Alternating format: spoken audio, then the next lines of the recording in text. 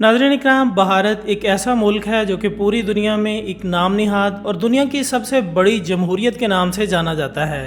और इस मुल्क के हुक्मरान भारत को अपने रहने वालों के लिए सबसे महफूज गर्दानते हैं। ये कुछ लोगों के लिए तो हकीकत होगी, लेकिन अफसोस की बात यह है कि मौजूदा दौर में भारत एक ऐसा मुल्क बन चुका है जहाँ ना ही तो औरतें महफूज हैं और ना ही ये मुल्क कमसिन बच्चियों के लिए महफूज है।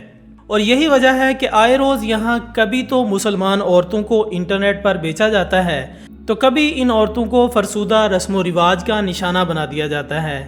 इसी तरह पिछले चंद दिनों से सोशल मीडिया पर एक खबर वायरल हो रही है जिसमें देखा जा सकता है कि भारत के एक छोटे से गांव में 6 कमसिन लड़कियों को बरहना करके पूरे गांव में घुमाया जा रहा है।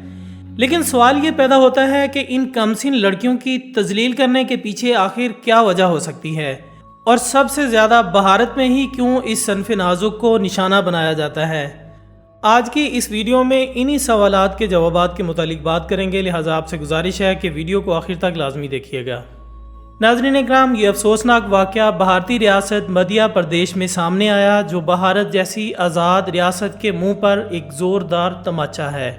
लिहाजा इस वाक़े को देखते हुए हमारी टीम ने इस वाक़े की तहकीकात की तो मालूम हुआ कि इंडिया के गाँव में बच्चियों को बरहना करके पूरे गाँव में सिर्फ इसलिए परेड करवाई गई कि वहाँ बारिश नहीं हो रही थी।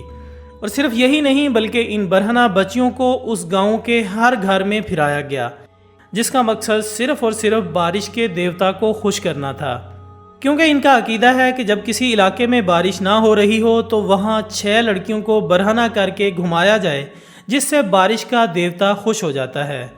इस अफसोसनाक वाक़े की वीडियो सोशल मीडिया पर भी वायरल हो चुकी है, जिसमें गांव वालों का भी यही कहना है कि ऐसा बारिश के भगवान यानी इंद्र देवता को खुश करने के लिए किया गया, ताकि यहाँ बारिश हो और इनके इलाके से खुश्कसाली दूर हो सके। नाज़रीन, भारतीय रियासत मध्य प्रदेश में बंदील खंड का इलाका इन दिनों शदीद खुश्कसाली का शिकार है। लिहाजा इस खुश्कसाली को दूर करने के लिए ये भयानक कदम उठाया गया।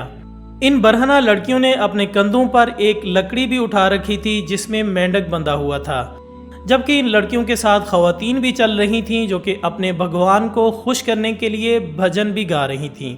और इन बच्चियों और औरतों ने घर घर जाकर वहाँ से खाने पीने की चीज़ें इकट्ठी की और फिर इन्हें यकजा करके एक मंदिर में पकाया और पूरे गांव के लोगों में तकसीम किया। एक वीडियो में इन खवातीन को ये कहते हुए सुना जा सकता है कि इससे हमारे भगवान खुश होंगे और बारिश होगी और खेतों में हमारी फसलें बच जाएंगी, जो कि बारिश ना होने की वजह से मुरझा गई हैं। आप लोग ये कर रहे हैं, क्या है, काय के लिए कर रहे हैं?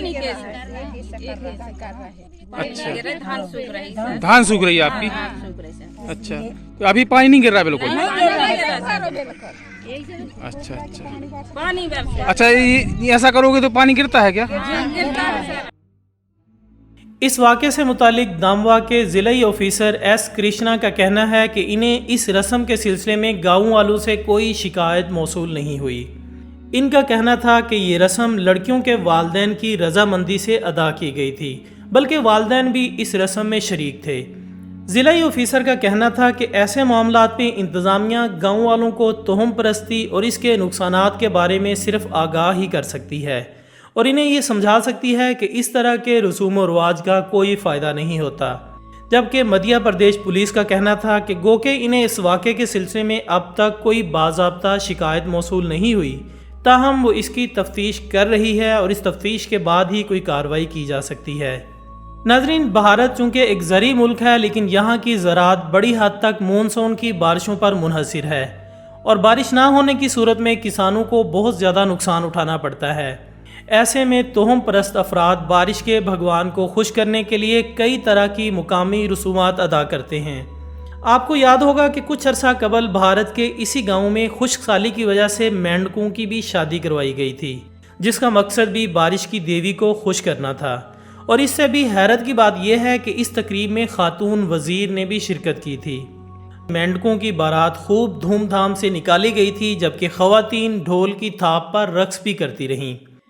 इसी तरह इससे कबल भी भारत में देवी को राज़ी करने के लिए लड़की ने अपनी ज़ुबान काट दी थी, जबकि कुत्तों के साथ शादी तो एक आम सी बात है।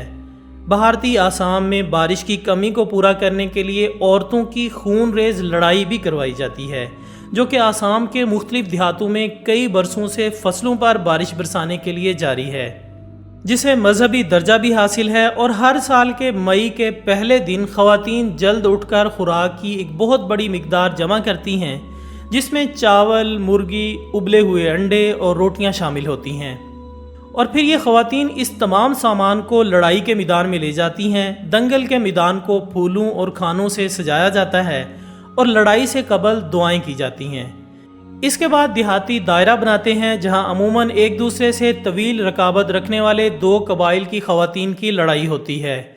اس مقابلے میں ایک خاتون ریفری کا فریضہ سر انجام دیتی ہے، جس کا مقصد صرف اور صرف لڑنے والی جوان لڑکیوں کو لڑائی کے دوران اشتعال دلانا ہوتا ہے، جس کے بعد وہ اندھا دھند لڑائی شروع کر دیتی ہیں۔ اس لڑائی میں ہار جیت کے بجائے زیادہ خون بہانے اور اسے جمع کرنے سے دلچسپی رکھی جاتی ہے، اور اسی لڑائی کے دوران خواتین ایک دوسری کو لہو لہان کر دیتی ہیں۔ اس طرح یہ لڑائی شام تک جاری رہتی ہے، یہاں تک کہ اس لڑائی میں ان خواتین کے چہروں سے خون ٹپکنا شروع ہو جاتا ہے، جسے بعد میں جمع کر کے فصلوں میں ڈالا جاتا ہے تاکہ ان کی اس مذہبی رسم اور عقیدے کی بنا پر خوب بارش ہو سکے۔ معزز ناظرین، اس لڑائی کے بعد خواتین ایک دوسرے سے ناراض ہونے کے بجائے ہنسی خوشی گلے مل کر رخصت ہوتی ہیں۔